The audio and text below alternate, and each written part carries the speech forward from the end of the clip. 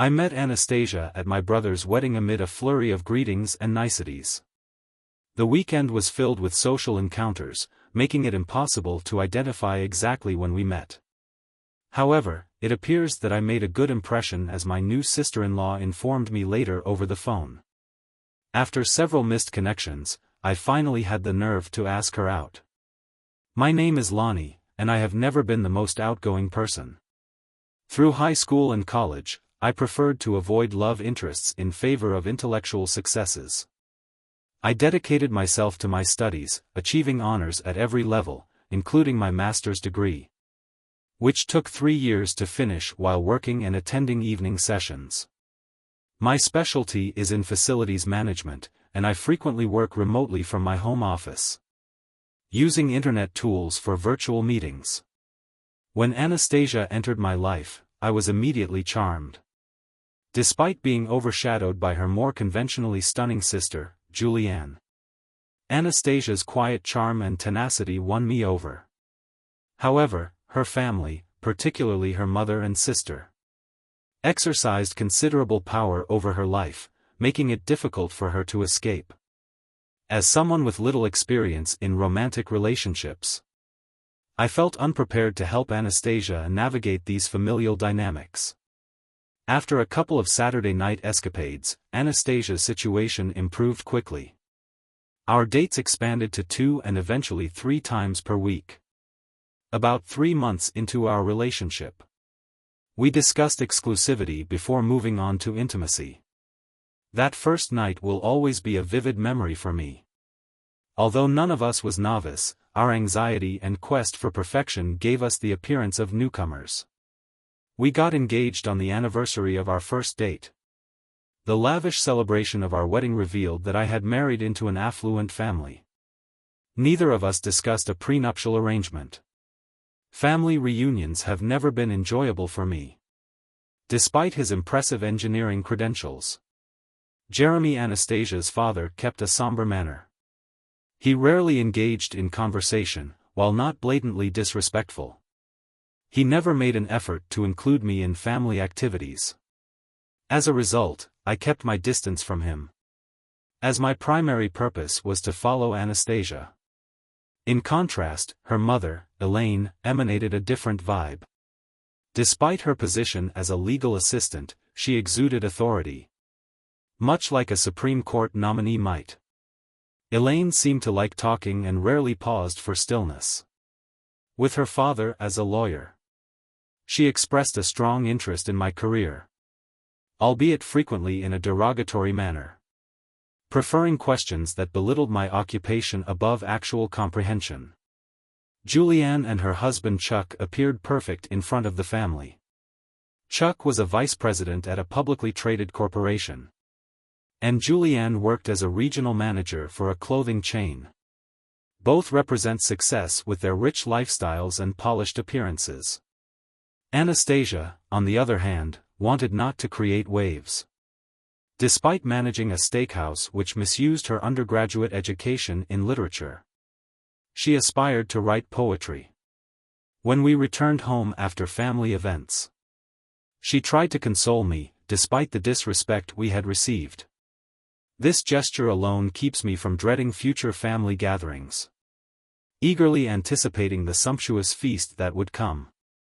Enduring insults becomes bearable in light of these moments of retribution. Anastasia unexpectedly greeted me at home on Thursday night, dressed in a provocative red teddy. "What is the occasion?" I asked. "Nothing extraordinary. I couldn't help thinking about you." "A girl is entitled to that, right?" Relieved, I responded. "Absolutely." As my jeans slipped down my legs, Anastasia directed my hands to the back of her head, encouraging me to thrust into her mouth. I tensed up as she tightened her hold on my buttocks, and I quickly discharged into her mouth. After washing me off, she brought me to our bedroom, where she told me about her teddy and panties. Her perky breasts still stimulated me, and I swiftly pulled her onto the bed, diving between her legs. Her breathing accelerated, And she encouraged me to take charge. "Make love with me, Lanny, I need you." Anastasia rarely engages in explicit discussion. I can't say it increased my desire. But it surely did not diminish it. She had a nice climax. And shortly after I pleasured her again. She went into the kitchen once she finished cleaning up. We loved our recovery time. Once she returned with a variety of foods. By the time the meal was disappeared, I was once again aroused. This time it resulted in a long, passionate lovemaking session. Complete with nibbles, whispers, and all of the private gestures that lovers exchange. We fell asleep past midnight. I awoke Friday morning feeling energized. I'm leaving Anastasia. Any plans for today? Not really. I'll be following shortly. Love you, I love you too. Our typical Friday evening schedule includes having a lunch, followed by exploring various things around town, such as seeing a play, going dancing, or occasionally engaging in fundraising events. Anastasia usually returns home about an hour before I do. However, her car was not present tonight. Upon entering, everything appeared to be normal. I checked my phone for texts or voicemails, but found nothing. A note on the kitchen counter drew my attention. "I'll be returning late on Sunday night. Always remember that I adore you." My thoughts were filled with confusion. There had been no previous mention of a trip or a weekend retreat. I attempted to contact Anastasia's cell phone, but it went directly to voicemail. I sent a text message inquiring where you were. I could feel myself becoming increasingly irritated. What sort of marriage permits one partner to leave without notice or explanation?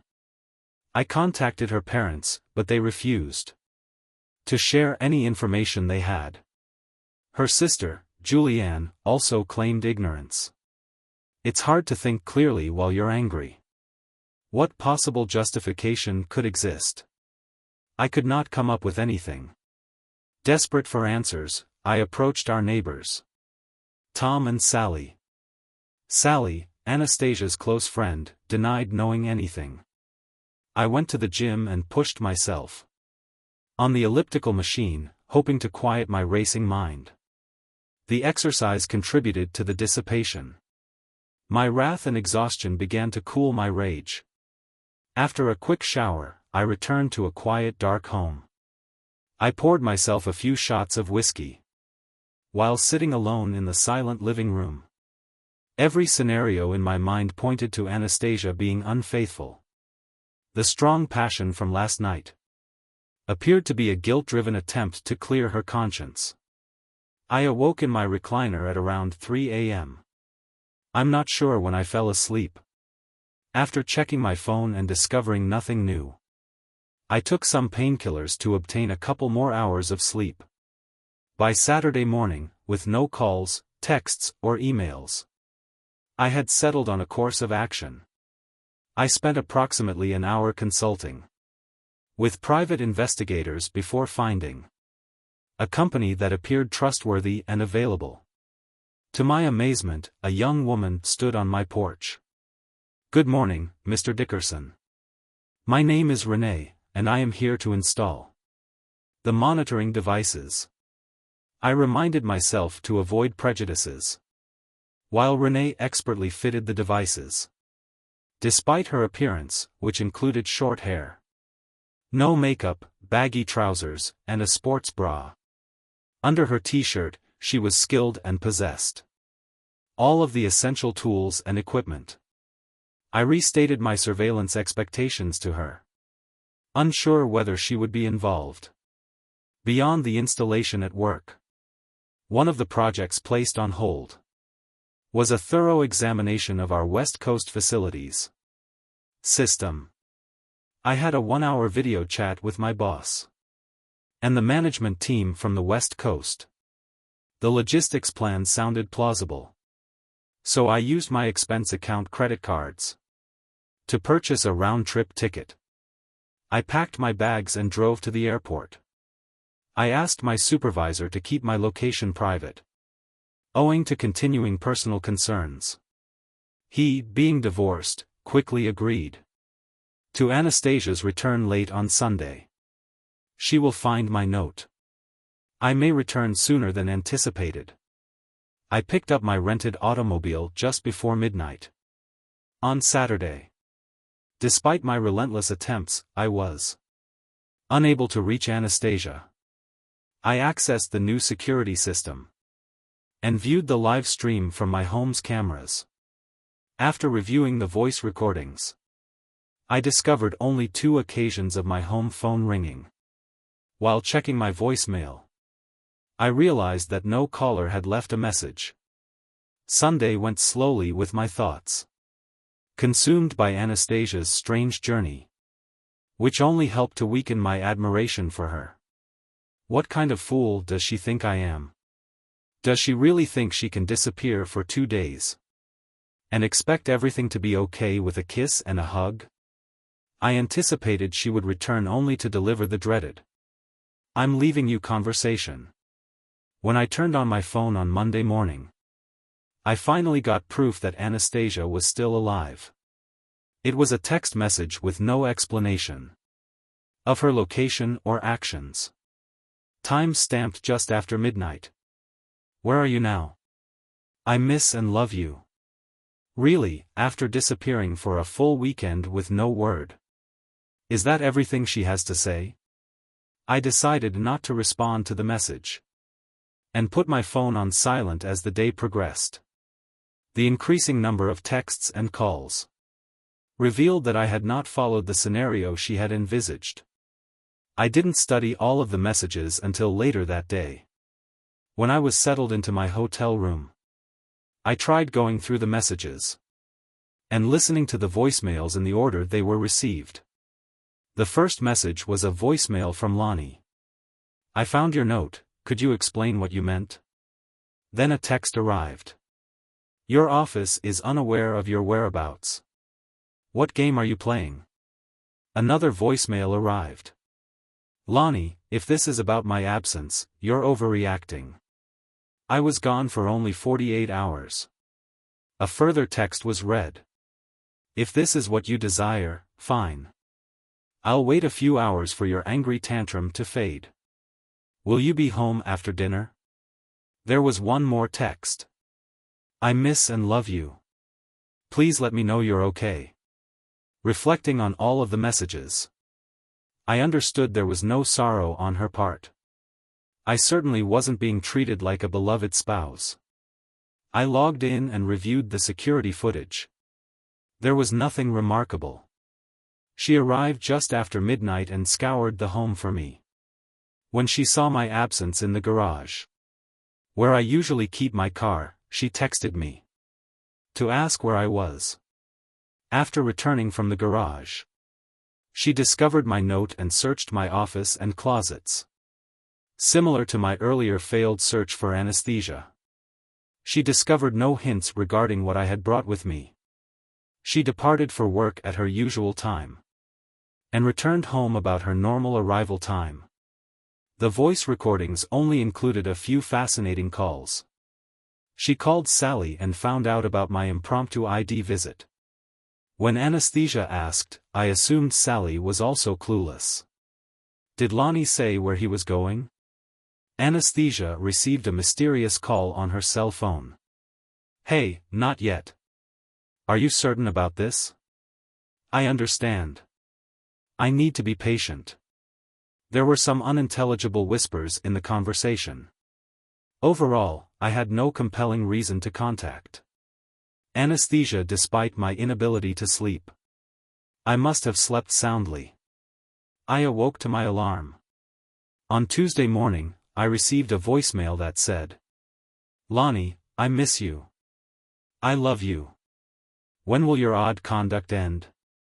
This was followed by a text apologizing for yelling, expressing anger, and showing care for my well-being. I decided to prolong her doubt by replying, I'm fine. But considering the tone of our recent conversations, I don't intend to return home. I'm turning off my phone for a hectic day. Throughout the day, I felt my phone vibrate. But I disregarded it.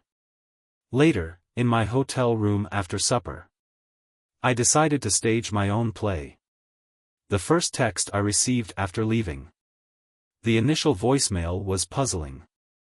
"Lonnie, I apologize, but I am unable to explain it. Cannot we move forward? Has she lost her mind, leaving abruptly? And refusing to discuss it?" Finally, a voicemail arrived with a hint of emotion. "I am sorry you are hurt, but you should not be. Please come home. I miss you. I love you." There were a few more texts and voice memos. I decided to proceed with drafting separation paperwork. She departed on Friday, and it is now Tuesday. And she has made no effort to explain her behavior. Something has prompted a shift in her. And I no longer want to have a wife who has been used in this way. I contacted my boss via email to inquire about the divorce attorney he had chosen. After getting the contact information, I sent an introduction email. I accessed the security system and checked the activity record. The only noticeable difference from Monday was a brief period when Anastasia wiped away tears. There were no questionable phone calls to report. I emailed the private investigators demanding an update. When I woke up on Wednesday morning, there was only one text message sent at 2 a.m. waiting for me. "Kindly return home. I feel so lonely without you. I love you." During lunch, I spoke with the divorce attorney, who told me that he had all of the necessary documents to begin the separation procedure. I specifically ordered that the papers be served at Anastasia's house to avoid any potential humiliation at her workplace. At least for now.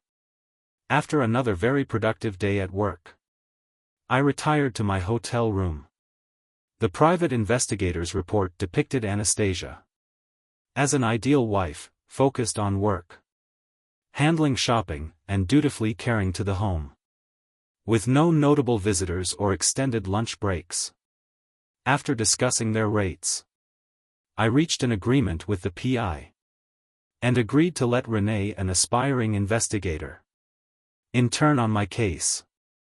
After a brief talk, I assigned Renee the responsibility of surveilling Anastasia till the end of the following week, which delighted her. After studying the surveillance footage, I discovered little of relevance, except for one unusual phone call. "I will notify you soon I have additional information. He hasn't returned home in a week. I'm not sure when I'll see him next on Thursday night." As I studied the security tape, I noticed Anastasia drinking heavily and pacing about the house, muttering, "What have I done?" Instead of receiving the enigmatic call, she started it. "Yes, it's me, he is not here. I'm not sure he'll come back. What is your plan now, genius? This isn't what you expected." Their communication went back and forth. But all I could tell was that someone mysterious had persuaded Anastasia to take action. And suddenly things weren't going as planned. I had no idea who the mystery person was. Anastasia's text messages and voicemails were now packed with emotion. But there was still no clue of who, what, where, or why she had been missing for 2 days. I decided not to respond. On Friday night, I was fully aware of when the papers were delivered. My phone started buzzing persistently at 6 p.m., forcing me to turn it off. I decided to investigate the incident by watching surveillance footage.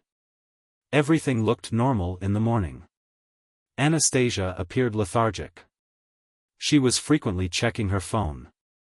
She texted my cell and went about her morning routine.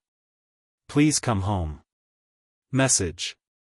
Anastasia arrived home from work at her normal hour and was in the process of making dinner. When the doorbell rang, a middle-aged woman stood by the door. Unfortunately, due to the distance, the audio was too faint to understand their talk. After closing the door, Anastasia tore open the package and collapsed to her knees. Her hand covered her mouth. Anastasia recovered her commissary and found her cell phone. She dialed my number several times and became frustrated when I did not answer. Then the calls were terminated without leaving a message.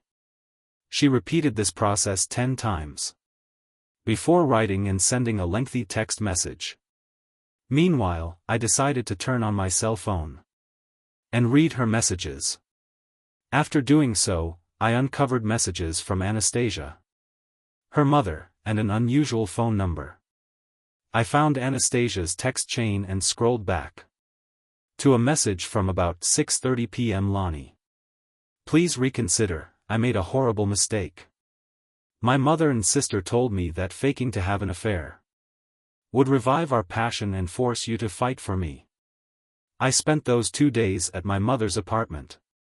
I guarantee I have not been unfaithful and will never jeopardize our marriage. Kindly call me, I love you. I read and reread the message, still unable to fathom the ridiculous scheme she was admitting to. I returned to watching the video. Anastasia was plainly inebriated, sobbing and smashing her fists against the table. She contacted her mother and sister and expressed her emotions to them. They arrived within 10 minutes of each other, hoping to comfort her. Julianne remarked, "He's reasonable. Tell him the truth." "Mom, you can vouch for her, right?" "No, he called on Friday night and I lied to him, claiming we didn't know where Anastasia was. I am no better. He called, but I claimed ignorance." "We'll have to admit we lied," Anastasia interjected. "Think about it. Do you believe this nonsense?" After 15 minutes, Anastasia exploded. "Simply get out, you have damaged my marriage." The couple left sheepishly. Anastasia tried contacting me several times before running to the bathroom to puke. Sorting through calls and texts, I couldn't believe her mother and Julianne were spreading such garbage. What kind of delusion were they under to believe this strategy could ever work? Deciding to face the situation, I sent a text. "Anastasia, your interpretation of the truth means nothing to me. My interpretation of events is all that matters. I hope your time with your lovers was worthwhile. If I can't get past this in 90 days, as stated by the separation agreement, I'll file for divorce." I struggled to fall asleep and woke up late on Saturday. It wasn't until 9 a.m. that I finally got out of bed. After taking a shower, shaving, and dressing casually, I went to the cafe to enjoy the weekend special. While there, I sorted through and erased certain texts, determining that there was no fresh ground to cover. All 3 texts stayed to their story of aiming to make me jealous, which I found astonishing. Did I really desire a wife who would use such tactics? Anastasia's emotional message weighed heavily on my mind. I could sense her sadness as she seemed to accept the pain she had caused. Following breakfast, I sat in the park, trying to create a strategy. Eventually, I decided to call Anastasia Lonnie and ask her not to leave me. She pleaded. Anastasia slowed down, consider starting with, "Good morning, sweetheart. Good morning, sweetheart. I am so relieved you called. Please believe me when I say that I don't and have never had a lover." "Oh, dear, you wanted me to believe you did. And now I do, but it's too early for me to believe that you don't. It's conceivable you and your family made up this bizarre story to conceal your affair." She gasps. "But no, God, it is not true. Please believe me. What do I need to do?" Anastasia, you began this. I refuse to be married to a wife who cheats on her lover. Contact me when you believe you can reclaim my trust. We will chat later. I hung up without waiting for a response, putting my phone on vibration after a day of browsing, swap meetings, and garage sales. I returned to my hotel room after enjoying a barbecue dinner. Messages from Elaine, Julianne, and Anastasia flooded my phone. Eventually, one of Anastasia's texts drew my attention. Anastasia proposed. I am willing to take a polygraph test, if you believe it will assist. After a few hours of thought, I responded. I believe that is a good idea. I should be back home by next Saturday, and would like to be present. Thank you, thank you, thank you, she replied. I will make arrangements, and just so you know, I am confident I will pass. My only error was listening to my mother and sister. She then went on to make further suggestions. I'll make an appointment for STD testing.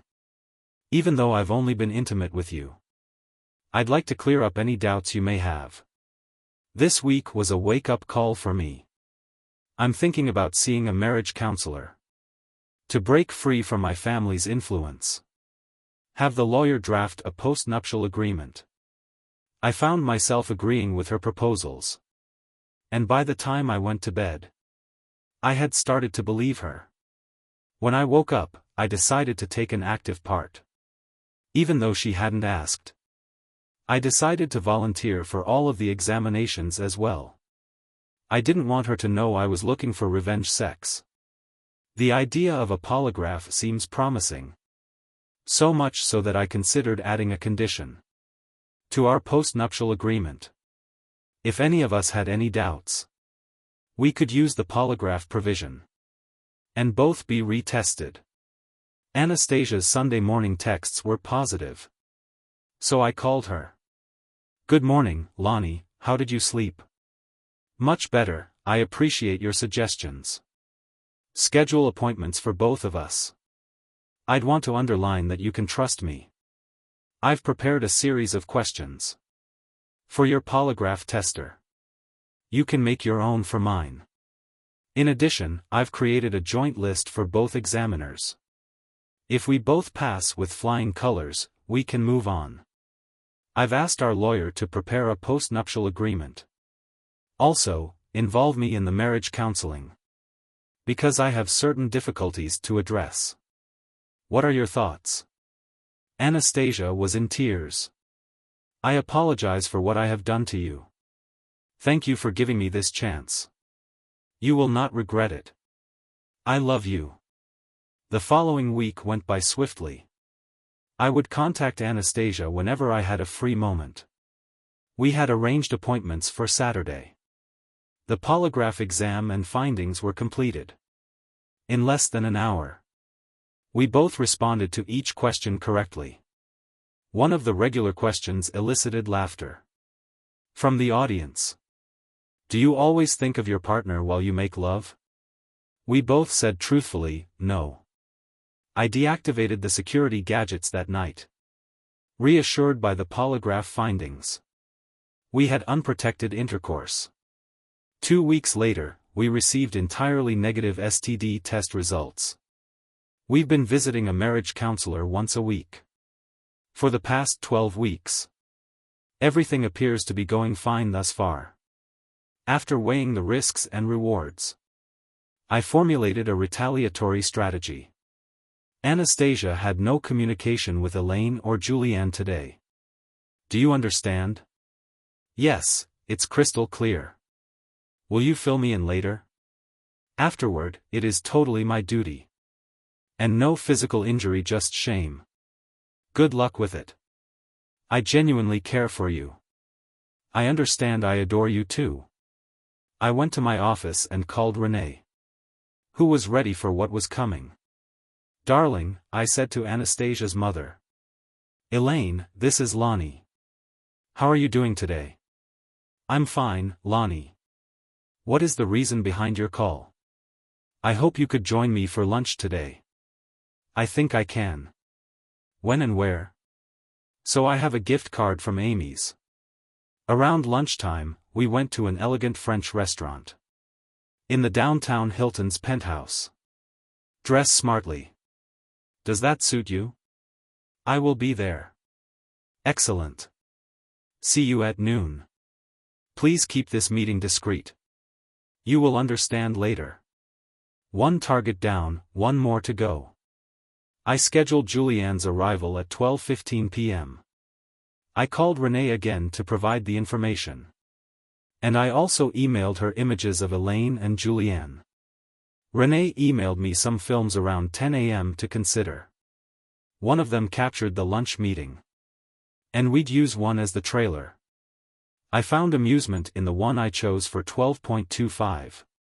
Renee forwarded an email with links to 3 movies she had planned for her associate, a young man named Marty, to meet my in-laws. The original film and edited versions were submitted to me for evaluation. Elaine was dressed provocatively in the first video. But I'd never seen her that way before. She was obviously lovely and proportionate. When she entered the lobby, Marty, who towered above her, brandished a sign with her name. She approached him. Elaine, yes, that is me. Excellent. I'm here to accompany you to the restaurant. He extended his arm and Elaine linked hers to his. While they waited for the elevator, he leaned forward to smell her neck. You smell beautiful again. I'm so delighted you could make it today. Elaine caught his gaze, flushing. The elevator arrived, and when the doors closed, they were transported to the penthouse restaurant. Marty came from the elevator moments later. This time holding a Julianne sign. If I found Elaine attractive, Julianne easily exceeded her. When Marty extended his arm, Julianne not only linked hers, but also leaned into it. You smell beautiful again. I am so delighted you could make it today. Julianne melted beneath the comment, engaging in playful banter with Marty. As the elevator door closed according to the original tape, I opened the edited films and watched in amazement. Both clips were virtually identical. Marty extended his elbow and said, You smell lovely again. I am so delighted you could make it today. As the elevator door closed, the scene changed to the chosen trailer. Marty exited from a bedroom, quickly zipping up his pants. A brawl lay on the bedroom floor, grabbing the attention of the cameraman. Marty said, Hey, what are you doing? And raced towards the camera. The clip terminated abruptly, lasting only 22 seconds. How much harm may a quick video cause? We were about to learn just a few keystrokes. Email number 1 was sent to Anastasia's father, Jeremy, with Elaine copied in at the same time. Email number 2 was sent to Julianne's husband, Chuck. And Julianne copied both emails, which included the same content. Have you ever thought of getting tested for sexually transmitted diseases? They are still in the Hilton. I was nervously anticipating Renee's call. She lived up to her reputation. Not even a minute later, Lonnie. It could not have gone better. I will send you the video. They sat together. Marty went by and informed them of your delay. They were laughing and giggling when their phones went off. They watched the video that you sent. Elaine went completely wild. Julianne attempted to stand up but fainted. If I were you, I'd stay low for a bit. Elaine did not mince words. You're in deep trouble. Renee, I owe you so much. Send me your bill. After getting Renee's restaurant video, I opened my office door slightly and contacted Anastasia. Honey, your mother and sister are having some problems in their marriage. When Anastasia joined me, I commented, I suppose we'll see if their husbands spoil them, and their intimacy grows to new heights. Take a peek at the emails and videos I recently sent." Anastasia gasped and murmured. "My God, did they really enter his room? Only they know for certain." I organized the situation and had my private investigator create the footage. So far as I know, the young man simply took them to the restaurant. Are you ready to witness how they respond when they watched the sent video? "Yes, show me, show me." Anastasia's nipples were firm and she laughed so hard. Tears formed in her eyes. She stared at me, took off her sweater, and let her bra fall on the floor. Her sweatpants and panties followed suit. "Thank you. Mom appears to be plotting your downfall. Now come down here and get your award." It was as intense as any reunion or tenderness we had ever experienced. After her intense ride on top, which brought me to my first climax, I responded by pleasuring her until she hit her peak. We hugged briefly before she quickly responded to my arousal with her lips and hands, until I was ready for another round. Anastasia moved to a different position and assumed the doggy style, which is a favorite of mine, because I enjoy toying with her breasts while she stimulates herself and experiences pleasure tremors. I reached another peak before rolling aside. Anastasia brought herself to another climax with her fingers as we slept together, interrupted by constant phone calls. Reality intervened when we confronted the repercussions of our deeds. We cuddled till I felt ready for more. After a long session, I unleashed my third load into Anastasia's hungry center. The doorbell rang, presenting Elaine in Jeremy, whose anxious posture warned of problems. "What is your father's number? Please wait while I grab my phone." The ringtone filled the air as we watched Jeremy pick up his phone. "Hello, we're at your place. When are you going to get here?" Before we meet, we hear from Lonnie's father. Escalation, regarding what they talked to Anastasia into, "I'll fill you in later."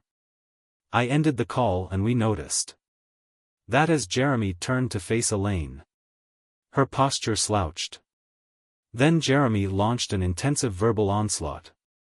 He met her face to face, his eyes blazing with rage.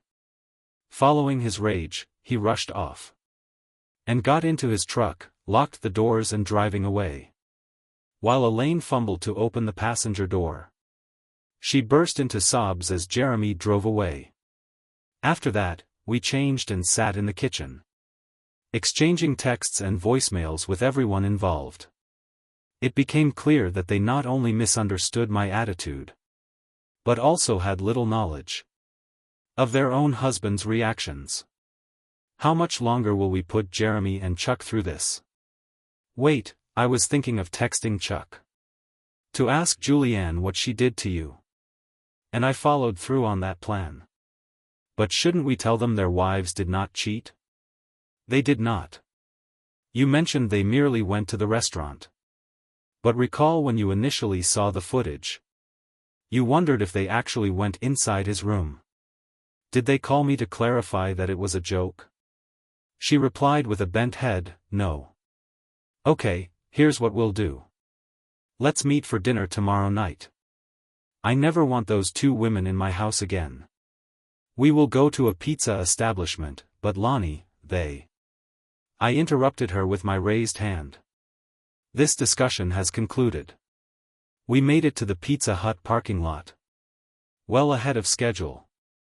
I have a paper for Jeremy and Chuck that contained the person's contact information. Anastasia and I sought polygraph tests, STD tests, and marriage counseling. Another sheet included the questions we had prepared for the polygraph test. I did, however, bring some pepper spray as a precaution. It might be overkill. While we waited, we ordered pizza. Jeremy and Elaine entered with inscrutable expressions and sat opposite Anastasia. Chuck and Julianne later joined, bringing the total to 6. The pizzas arrived as the waiter was taking drink orders. Dig in, everyone. The pizza is on us. After the beverages were brought, I started my planned speech. Apologies will never enough for what you did, ladies. Anastasia and I are resolved to go forward. We had polygraph testing, STD screens. Signed a postnuptial agreement. And began marriage counseling. I've included all of the contact information on these sheets. I gave copies to Jeremy and Chuck.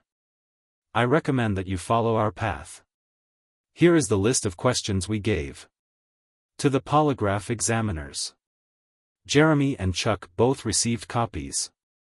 Julianne had a troubled expression on her face. Julianne, you seem to be in turmoil. Not interested in getting a lie detector test. Chuck's glance at Julianne revealed a steely determination. You will absolutely take the test. There was little casual chat that evening. Whenever somebody brought up the topic of the day, I deflected, claiming I wouldn't be answering any questions.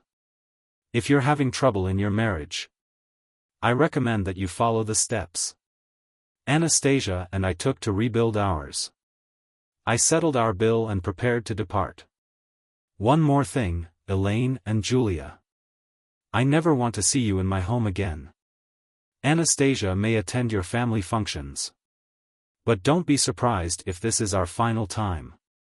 In the same room. A week later, Chuck called to give his temporary address. Julianne's polygraph returned negative results. We avoided asking for details and he didn't provide any.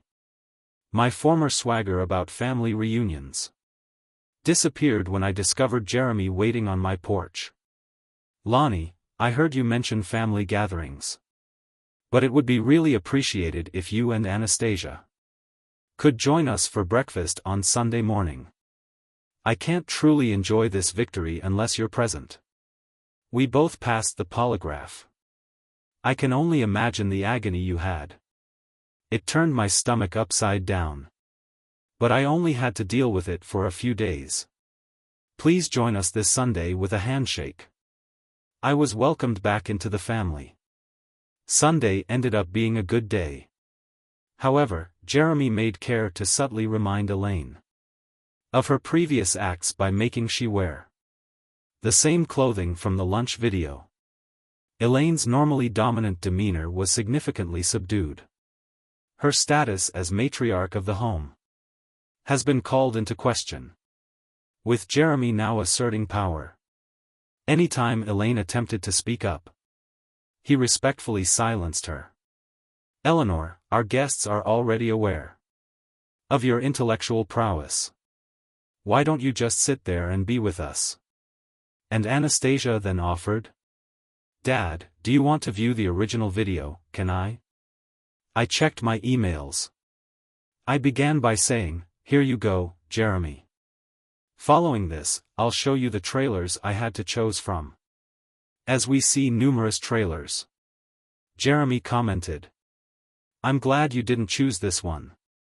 I could have been tempted to get my gun and kill her when she got home.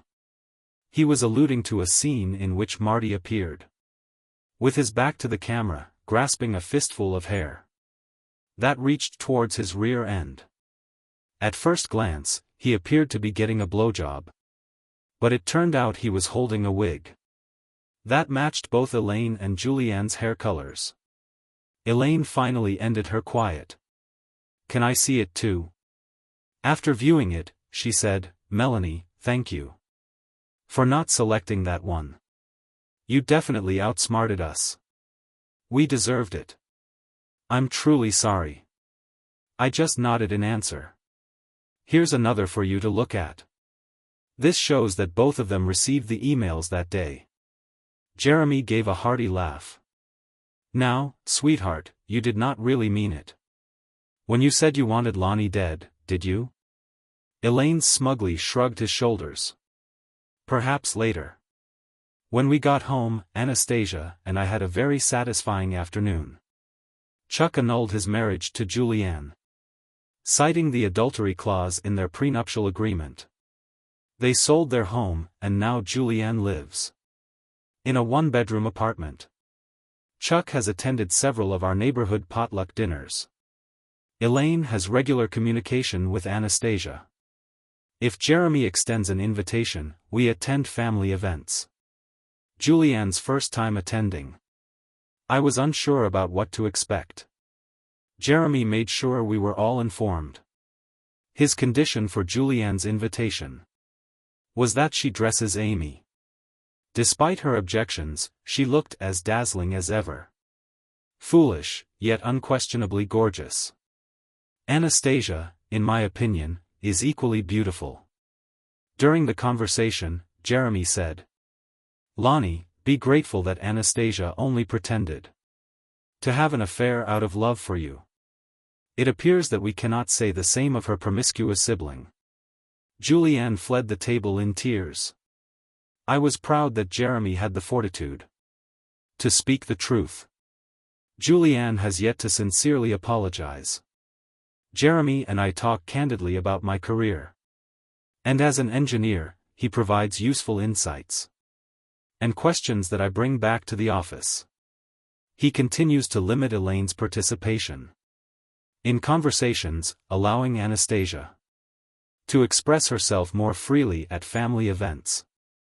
Anastasia has dedicated a lot of time to her poetry, publishing several pieces online, and learning how to deal with the public's severe criticism.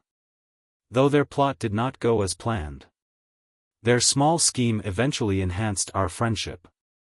Here is the next story. I recall reading that in a huge survey, over 90% of people claimed to have stated the same thing after a car incident. It was not a multiple-choice question. Rather, it required filling in the blanks. Perhaps it wasn't the best moment to find humor in this circumstance. But I found myself agreeing with the majority. It dawned on me that this was the first time I was the cause of an accident. Previously, I was the one who was smacked in the face by the airbag during impact. Surprisingly, I felt no pain. A couple of silver linings.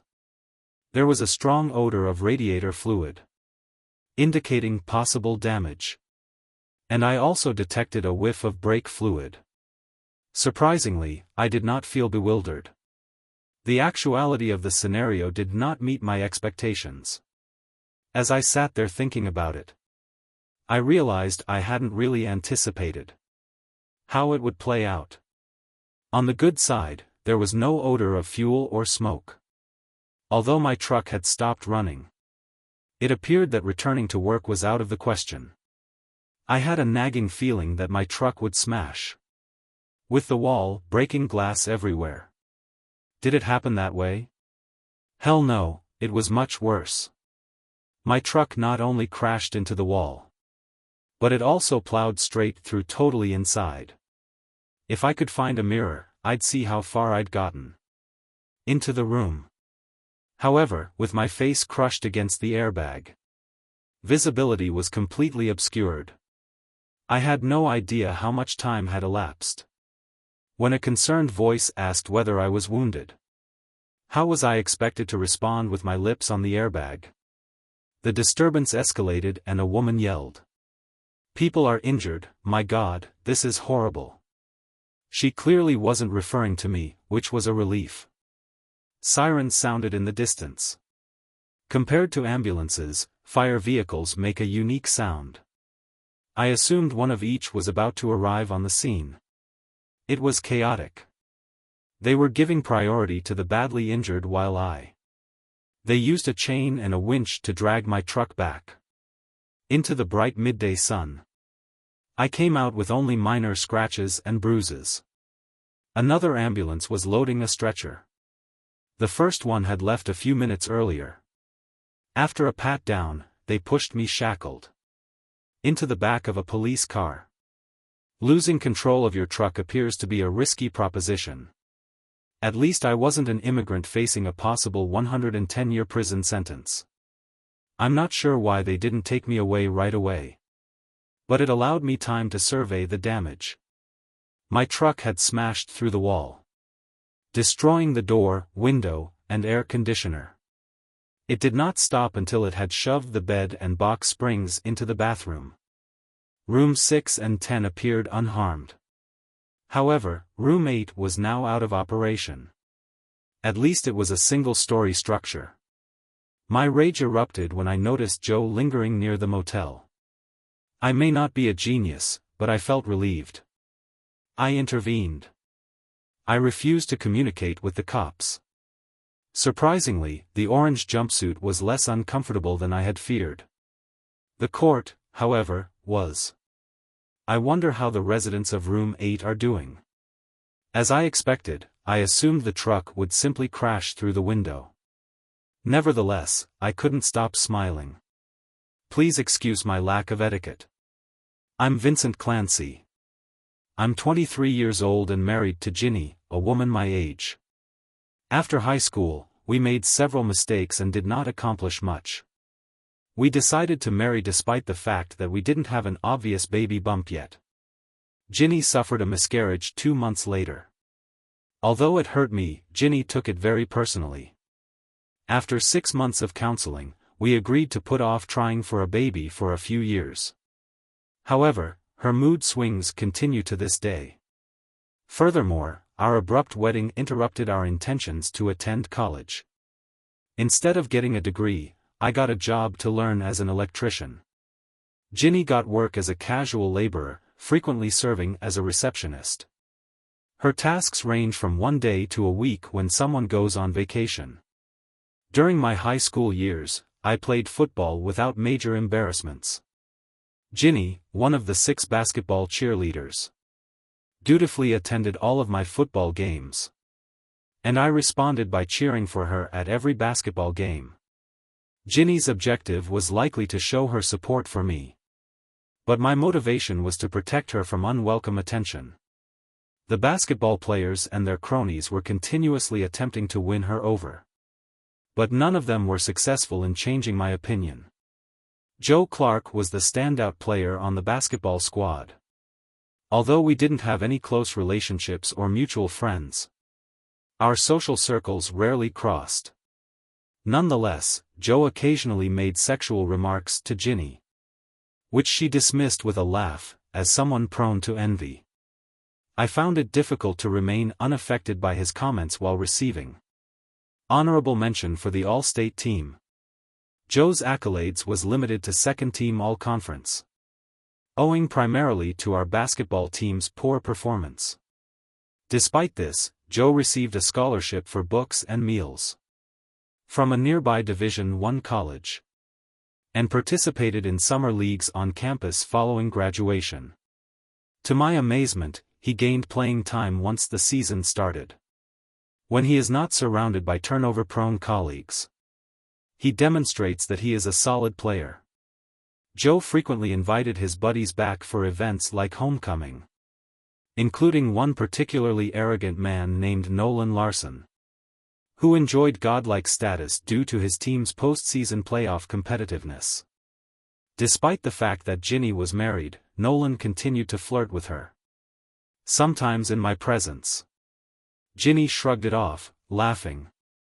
Occasionally, I had to intercede, which appeared to irritate Ginny. Joe and Nolan appeared to be inseparable. They were frequently seen together during Joe's travels to our town. To prevent their conduct, I usually made sure we were busy elsewhere. While homecoming only lasted a weekend, Ginny and I had frequent conflicts over our longer summer vacations. Are you my husband or my guardian? I am capable of taking care of myself. Those guys are simply loud mouths. Can we drop it? It's easier said than done if you're prone to envy. Ginny's obvious attractiveness exacerbated the frustration, throwing attention even when line dancing. Proud? Yes. Are you also jealous? Yes. Crazy. Didn't think so. However, the situation is currently unsettled. Hello, Mr. Clancy. I am Scott Jensen. You have been assigned a lawyer for this court proceeding," said a young man not much older than me. He might be a few years older than me. The clock indicates that it is almost 2 o'clock. "So, good afternoon, Scott. You can call me Vince. How much do you remember about the truck accident, Vince?" "Everything." "Did you intend to trigger the crash?" "Not really. I simply wanted to intimidate them. I had no idea a truck going at that speed could create such considerable damage. According to the police report, you were traveling at approximately 30 miles per hour when you crashed with the motel room. That is not considered slow. Perhaps my rage caused me to accelerate. But I did not intend to smash through the wall. That should indicate something implausible. Currently, you are accused with 2 counts of vehicular assault. If Mr. Larson dies, the accusations against him may be upgraded to attempted murder." "Wow. Sounds quite serious." "Yeah, that air conditioner you hurled ended up hitting Mr. Larson in the lower back. He suffered numerous inside injuries. But it may have saved their lives. It knocked them off the bed just before your truck nailed them to the wall with the mattress. How is your wife doing?" "You mean Mrs. Larson?" "Well, Mr. Larson's influence on her damaged some facial bones. She's missing most of her front teeth. Mr. Larson has some major scars presently, if you get my drift." "That is unfortunate.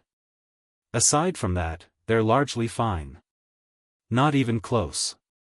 They each had several shattered bones. When the truck pushed everything into the bathroom, the mattress made little difference. Mr. Larson might perhaps become paralyzed.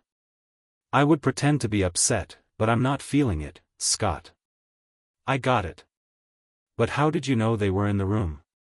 "I observed the room as they entered and closed the door." Number 8, are you still getting the hang of it, Scott? I am becoming a little agitated now. Let me rephrase, how did you know you needed to be there at that exact time? I had planned to surprise Jenny with a bouquet of flowers on our anniversary, and to invite her out to lunch if she had time. She was covering for someone on maternity leave with a position that had no specified end date. As I turned the corner, I saw her standing outside her office building, waiting for the traffic signal to change. She climbed into a beautiful sports car that had just pulled up.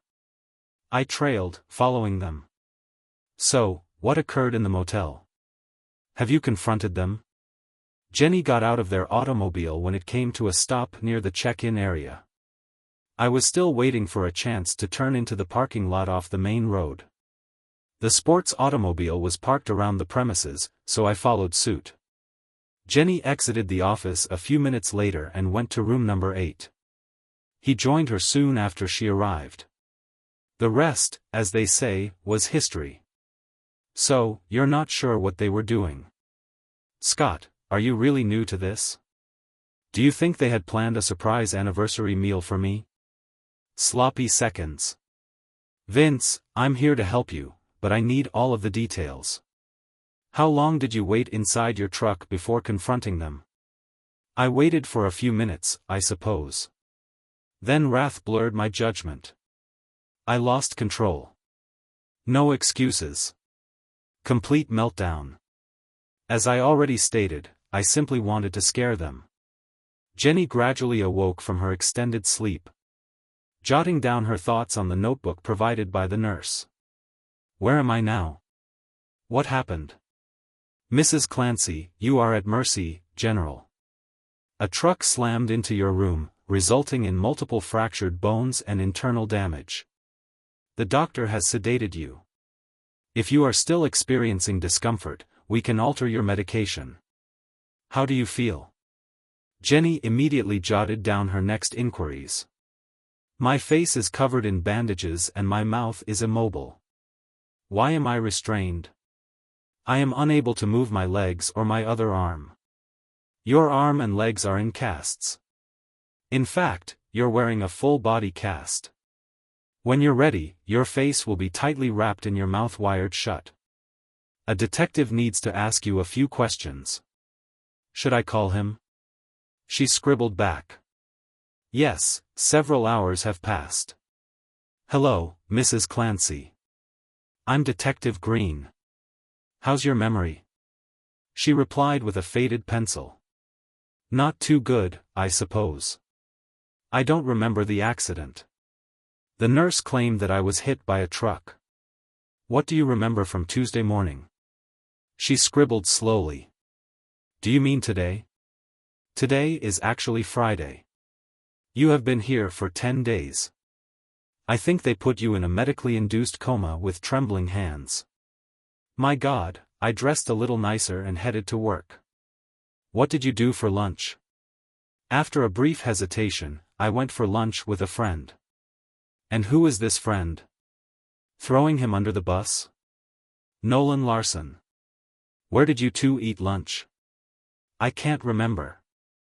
Does the name Humpty Motel ring familiar? Tears started to saturate the bandages. I hired a room while Nolan was parked. Is that when I got hit by the truck? Do you wish? No. You were in the room with Mr. Larson when the truck crashed into it. More scratches. Somebody lost control of their truck. Not exactly. It appears that your short encounter was not the anniversary surprise your husband expected. With trembling cast. My anniversary? God. So your hubby did not endorse this strategy beforehand? Quickly.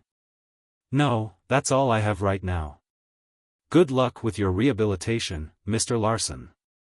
Can you hear me? The nurse took a quick peek at the doctor.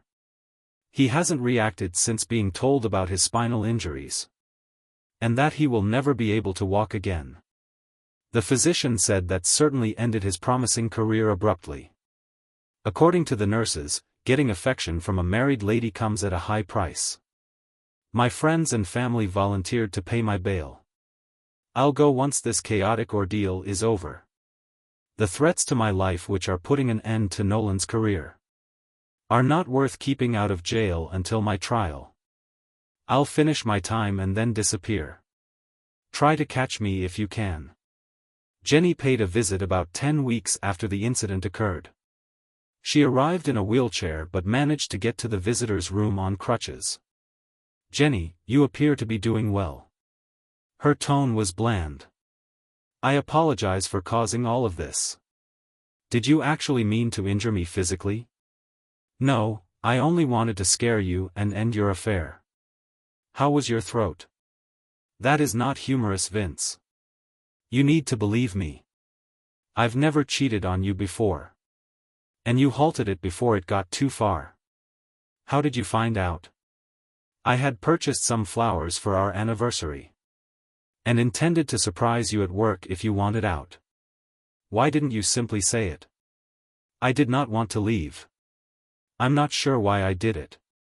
He was a star and I believed his falsehoods. You are aware that he is currently incapacitated, correct? Yes, I heard. Maybe you should register him for the Special Olympics. You two would make an excellent team for the modified potato sack race. I guess I deserve it. I just wanted to apologize for everything. I hope your trial runs nicely. You seem to have quite the agenda that afternoon while I was in the squad car. I saw Joe Clark looking around. How did he know you were going to be there? Vince, I'm deeply sorry. She stated this as tears streamed down her cheeks. To be honest, I was no longer jealous. When my feelings for Jenny evaporated, I stopped caring about her activities or who she was involved with. I felt annoyed at myself for being so ignorant. Hey, if you can find where they told my truck. The flowers I purchased for our anniversary are probably still in the front seat. I heard you took a bite out of the huge star. How was it? Jenny didn't respond. Instead, she made a foul gesture before getting up and limping back to her wheelchair. Visitors are always appreciated. They uplift your spirits. The weeks leading up to my trial appeared to merge together. I turned down all offers of bail. Just days before the trial, I agreed to a plea agreement.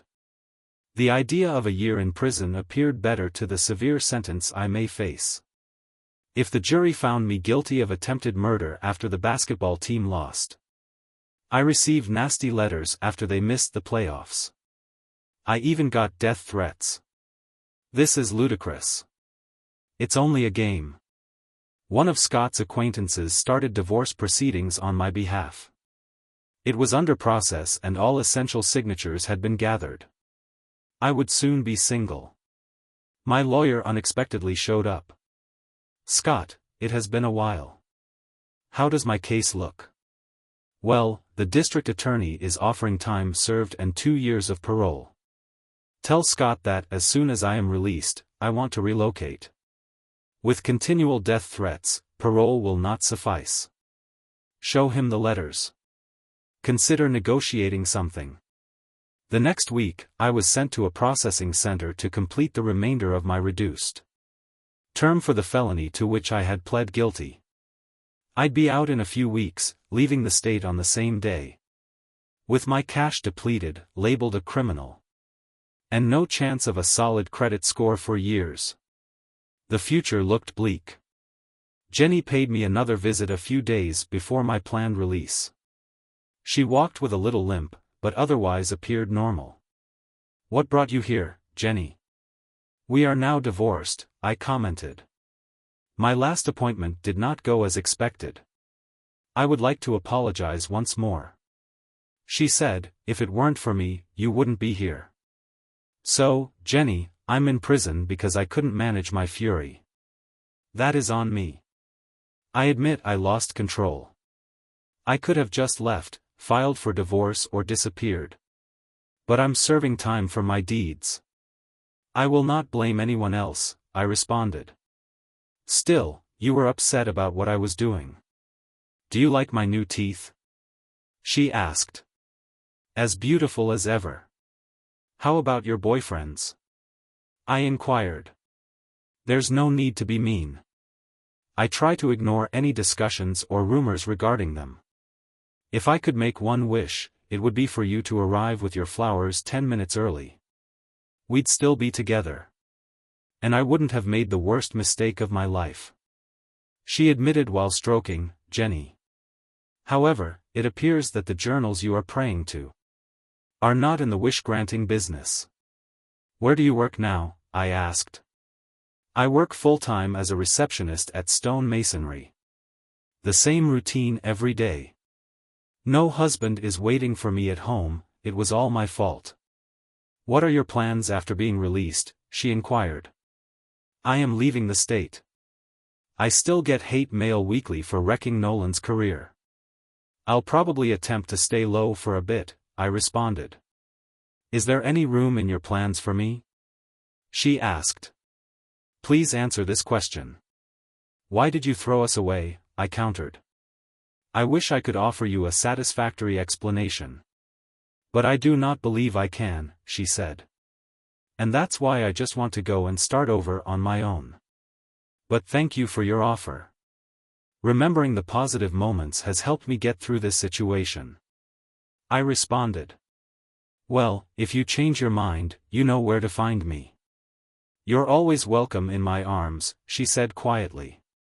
Yes, right, until next time. Thanks, but no thanks, I responded. Jenny's tears slowly poured down her cheeks. The van ride to the downtown bus station took place on a dreary day. With dry streets that contrasted with the still moist sidewalks, mirroring my inner mood wonderfully. I used my bus fare to travel to the city where my parents lived. They had arranged for me to receive an old truck and a few $100, which was a generous gesture given their financial circumstances. 3 days and 2 states later, my cash were exhausted. Despite obtaining odd employment, the pay was insufficient for food and housing. Moving further in my beat-up truck, I resorted to begging on street corners to save enough money to buy a basic phone. Its major goal was to seek for work openings online. which led me to a position with a temporary construction company in need of an electrician. We accept cash payments on a daily basis. Nevertheless, I made relationships with new acquaintances. My once extroverted personality diminished. I temporarily stayed in a low-cost hotel room where the neighboring woman was soliciting, which piqued my interest. However, I must stress that this is not a solicitation, but rather a possible customer. If only funds weren't so tight. She spotted me watching one evening and softly opened her robe ready for action. "Only if you accept IOUs." She laughed. "Let me think about it." "No, so I guess I don't have much to give if you don't require an electrician." "Too awful. You seem quite fit. I admire a man who can take leadership. I'll remember that in the future." Actually, one of my clients mentioned a project that involved sparks. "I am unable to communicate right now. I need to get ready for my next appointment." I chuckled. We were just anonymous people trying to make it through the night. Sleep was elusive as I imagined myself with her. Damn, I needed action. A few days later, I saw the escort again. She gave me a piece of paper. I told my client that I knew an electrician. "Here is the number." "Thanks. You did not have to do that." "I understand. See you later." She said this as she entered her modern sedan and drove away. I needed to ask my colleagues at work about the rates for miscellaneous tasks. Armed with this information, I dialed the number. To my astonishment, a woman picked up. No, I certainly don't want this woman to discover that her husband was with a prostitute. "Hi there. I got your number from a friend. I heard you're looking for an electrician." "Yeah. What are your rates and when are you available?" "Well, I typically work Monday to Friday until around 6. For small jobs, I can do evenings, otherwise weekends. Charging by the day is more cost-effective than hourly." I explained, hoping she wouldn't hang up. As I mentioned, rates. We introduced ourselves. She was Deb. I noted down her address. I agreed to swing by on Saturday morning to assess the job. Arriving on Saturday, I was surprised to find it was a gated community. After confirming my arrival, I navigated through to her address. Only one car in the garage, so her husband must be out golfing or something. Deb seemed to be around my mother's age and I noticed she wasn't wearing any rings. Something didn't quite add up. She needed the ground fault outlet in the master bath replaced and wanted some light switches changed to motion sensors. There were pictures of young adults on her wall, but none with a father figure. I noticed only one pillow on her bed. It dawned on me that there might not be a husband in the picture after all. I provided Deb with an estimate and she paid me in advance to purchase the necessary materials. After a quick trip to Lowe's, I finished the job well before lunchtime. While I was working, Deb kindly brought me a soda and a tray of cookies. "Which of my acquaintances informed you that I needed an electrician?" Deb inquired. I hesitated, unsure of how to respond. Should I mention that it was a woman I met at the questionable motel where I currently reside? "I don't know her name." She overheard me discussing my profession as an electrician and we briefly conversed. "She's a strawberry blonde around 5'5", I responded. "I see, I have some friends who might be interested in your services. Would you mind if I passed along your contact information?" Deb asked. "That would be fantastic. I'm in dire need of funds at the moment," I admitted. "What other skills do you possess?" Deb asked playfully with a hint of mischief in her eyes. Now thoroughly confused, I wondered if she was friends with the woman from the motel. Or perhaps even romantically interested in me. My cheeks flushed with embarrassment, attempting to reciprocate the flirtation I replied.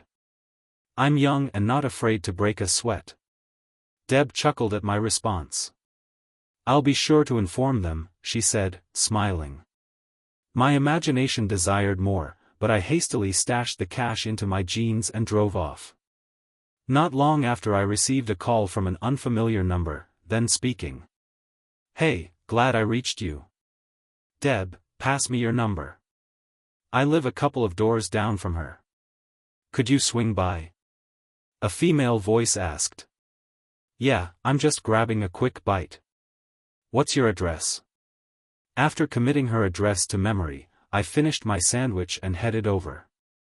It took some time to navigate past the security checkpoint, since I only had an address, not a name. Eventually, I was granted entry in the garage. 2 cars were parked with their doors wide open.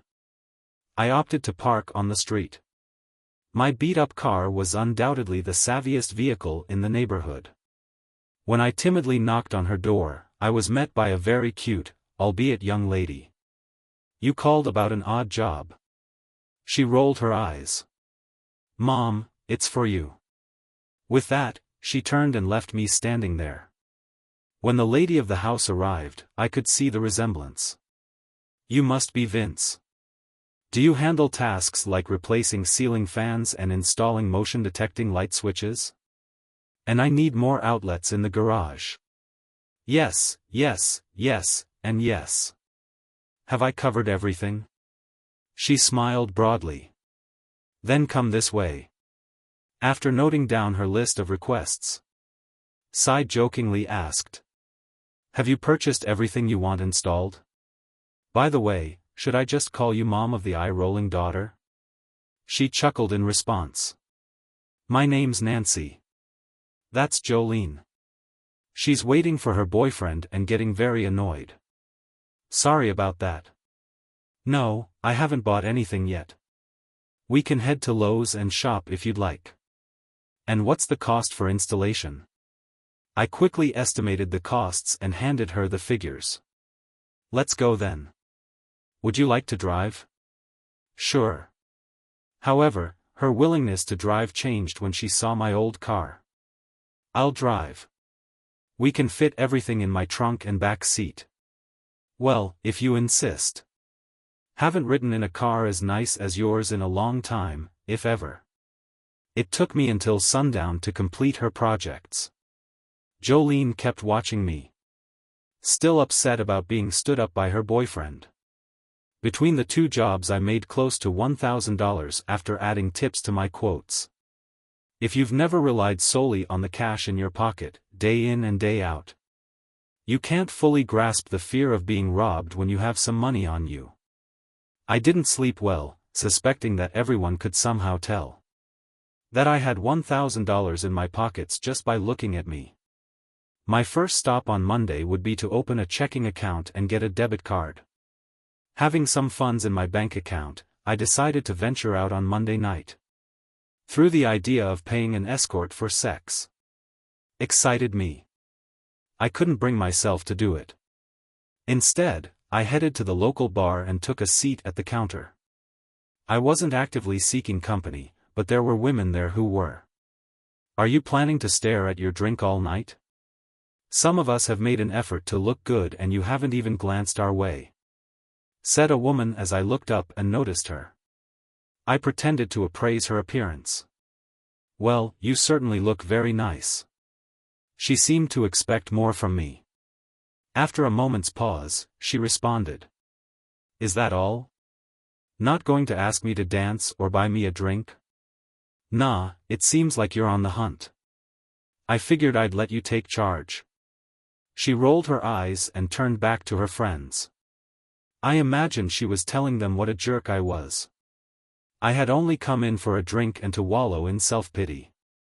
Can't a guy do that without being hit on? About 30 minutes later, the only woman not dancing walked over and sat beside me. "You're not checking out the guy, so I'm guessing you're dealing with women trouble," she remarked. "Nope, not anymore." "So what's on your mind?"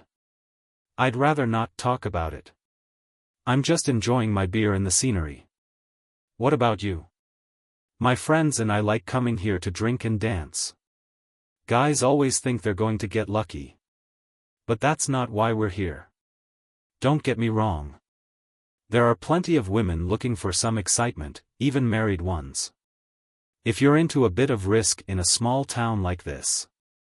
Who would have thought such activities happened at night? We don't see ourselves as a small town. So you must be one of those big city slickers. Yeah, I suppose. I never really got into the nightclub scene. Why is that?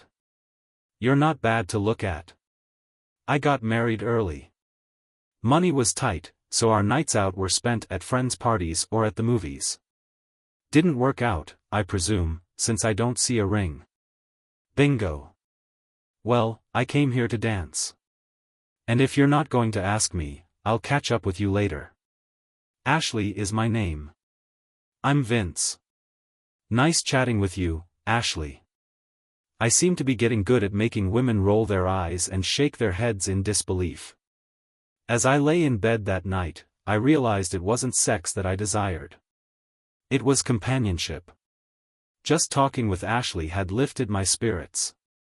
I became somewhat of a regular at the local bar. Having dinner there almost every evening. I wasn't looking to hook up just to talk. The next time Ashley and her friends came in, I asked her to dance. Although invited to join them at their table, I declined. Conflicting emotions had me wondering which way was up.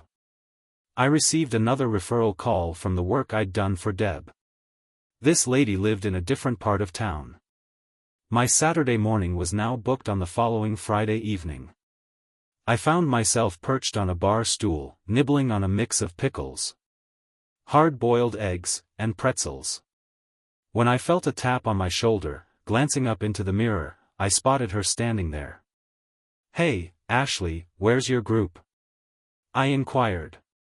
"They're tending to the horses. Grab your meal and join me at a table," she instructed, turning to leave. Her tone sounded more like a command than a suggestion, so I complied. "Can I get you a drink?" I asked as I settled into my seat. "No thanks. I'm aware money's tight for you, so I'll buy my own," she replied. "And how do you know about my financial situation?" I questioned. "Well, let's see. Your attire, your car, your choice of food. Need I continue?" She retorted. "Busted. I lead a simple life now, I admit it. Let's get acquainted. I have a college degree, but find myself underutilized at the warehouse distribution center. I had to choose between moving away or making do here until something or someone came along. I'm not married. Never have been no steady boyfriend." "Your turn," she disclosed. "I got my high school girlfriend pregnant and missed out on college. We rushed into marriage, but she miscarried. Later, I caught her entering a motel and drove my truck right into the same room. Ended up spending some time in prison since the guy is now paralyzed. Got divorced while serving time." I confessed. "Seriously?" she exclaimed. I scrolled through my phone searching the internet for the story. Then passed it to her to read. After a moment, she returned it. "So, still interested in getting to know each other?" I inquired as she scrutinized my expression. "Must have been quite a shock." "You think?" Surprisingly, I never intended to hurt them. But the law didn't see it that way. My heart turned to ice in that prison cell. Been out for about a month now. Looks can be deceiving. Anything else I should be aware of? I do electrical work for a guy who pays me cash. Lately, I've been taking on odd jobs on weekends for some extra money. Never had any run-ins with the law. Aside from the incident with your ex, nope. Not even a traffic ticket. I lost control that day and paid a heavy price. How much are you planning to spend here tonight? About 20. Why? Let's go to the thrift store and get you some decent clothes. The devil and angel on my shoulders were in fierce debate. Woman trouble. Woman trouble. I accepted her offer. She drove. "Why are you doing this?" "Because you won't do it for yourself. You're too young." Your life's just beginning. And it's time to move forward. And what's in it for you? If I still think you're a decent guy, I might ask you to take me out. Well, I ended up spending $30 that night. But got several shirts and a couple of pairs of pants. Ashley drove me back to my car. As I got out, I said, "Thank you, Ashley. Can I take you out sometime? Thought you'd never ask where one of your new outfits. And meet me at the movie theater in the mall. Tomorrow night at 6. It was a restless night of tossing and turning. As per my usual routine, I took on an odd job on Saturday morning. Despite having nearly $1,600 in the bank, I set aside $150 for the evening ahead. By 4 p.m., I was ready to go, but I realized that the only pair of shoes I owned looked awkward with my upgraded jeans. So I made a trip back to the thrift store and managed to find a decent pair for less than $10. What I thought was a one-on-one date turned out to be a double date. Ashley arrived with her friend and her date, which perhaps wasn't unexpected given my past as a convicted felon.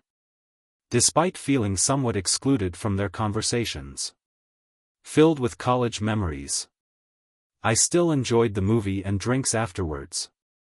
Ashley seemed oblivious to my discomfort, although I appreciated the peck on the lips. It was the hug that I truly cherished. It was the simple gesture I had missed the most. Before parting ways, I slipped Ashley a piece of paper with a brief note and my phone number on it. "You have my number. I don't have yours. Call me if I haven't scared you away," I said. She whispered, "I will," as she tucked the paper into her cleavage. Initially, I was pleased with how things were progressing, but it didn't last. On Tuesday night, while filling up my truck with gas, I spotted Ashley walking arm in arm with another guy into a nearby restaurant. Although our relationship had only been platonic, I found myself overwhelmed with emotions. The anger, heartache, and feelings of helplessness all came back. Just when I thought I had moved on from the pain caused by Ginny, her memory stabbed me once again. My fight or flight response kicked in and I made the decision that I needed to find a better situation elsewhere. I wasn't prepared for any sort of relationship, and it wasn't Ashley's fault. Since my motel room was booked until Friday, I had a few days to figure out where to go next. The decision became clear when the person I was working for mentioned they knew someone who needed an electrician by Friday morning. I was on the road with 500 miles ahead of me. Without much thought, I picked up my phone while driving. "Hey Vince, where have you been? I've taken a job in another city since you never called. I couldn't inform you about my departure. Thanks for helping me break out of my rut. When will you be back? I don't think I will, but I'll add you to my contacts, just in case our paths cross again." Her voice sounded somber, maybe hurt. I suppose I should have reached out sooner. "No worries. I appreciated the time we spent together." After a few more minutes of reminiscing, my time with Ashley came to an end.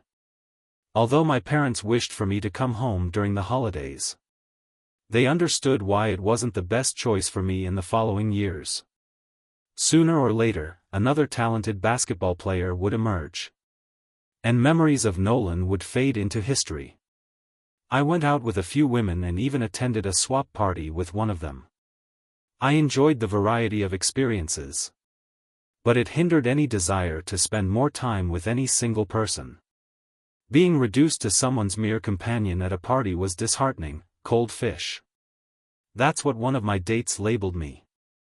I had safeguarded my heart, keeping it securely hidden away. Just like keeping a winning horse out of competitions. Keeping my heart out of sight. In short, it remained unscathed. It took 3 years before I visited my parents again. Things were going smoothly, allowing me to afford a flight home. With the basketball team making the playoffs, it felt safer. Me. Nobody brought up Ginny, for which I was grateful.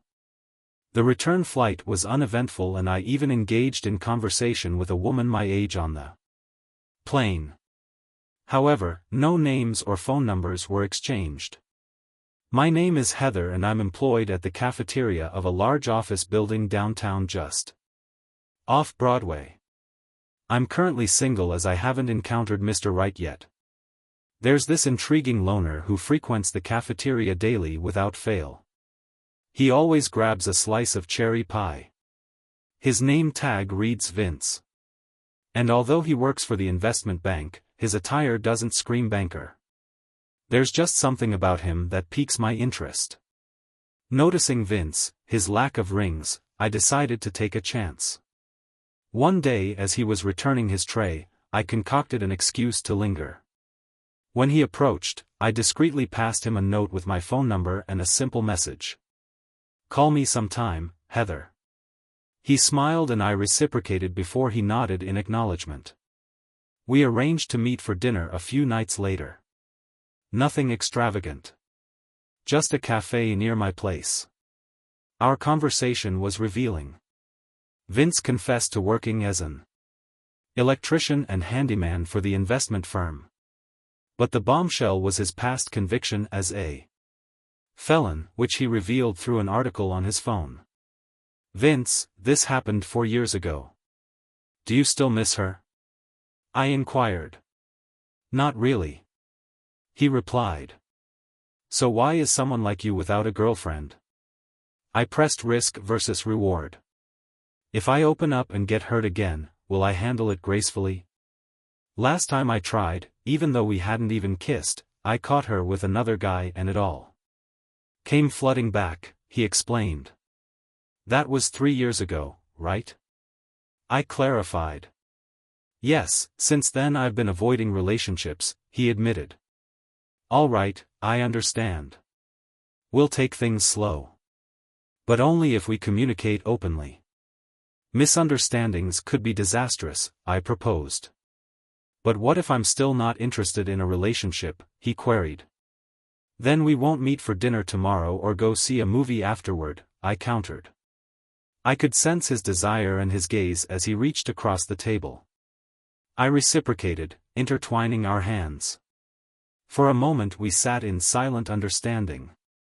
"See you tomorrow," Vince softly murmured as he left the cafe. Butterflies fluttered within me, hinting that perhaps Vince could indeed be Mr. Right. Was it simple? Not at all. I'm a sociable person, and Vince needed constant reassurance that I belong to him and no one else. He values cuddling as much as he does sex. I can spend hours reading a book while sitting in his lap as he watches sports. After we became intimate, Vince's possessiveness intensified. It wasn't easy, but we managed to overcome it. Understanding the reasons behind his behavior made it easier for me to accept him. Now, we've been married for a decade. I've declined all dance requests except from his father at our wedding. I don't go out for girls' nights and always invite Vince to join me when I go shopping with friends. We have a 6-year-old daughter and a 3-year-old son. We also experienced a miscarriage in between, which led us to seek counseling. With the help of the counselor, I persuade Vince to attend extra sessions. He's been through a lot, but he's mine. I doubt I find another man as loving as Vince, understanding his past. I remind myself every day never to give him a reason to doubt my love. That expletive we commonly express following a car accident. Thank you for taking the time to hear today's story. If you enjoyed this essay, please like it and subscribe if you have not already. If you have a story to share regarding your or someone else's situation, please do not hesitate to contact me. Take care.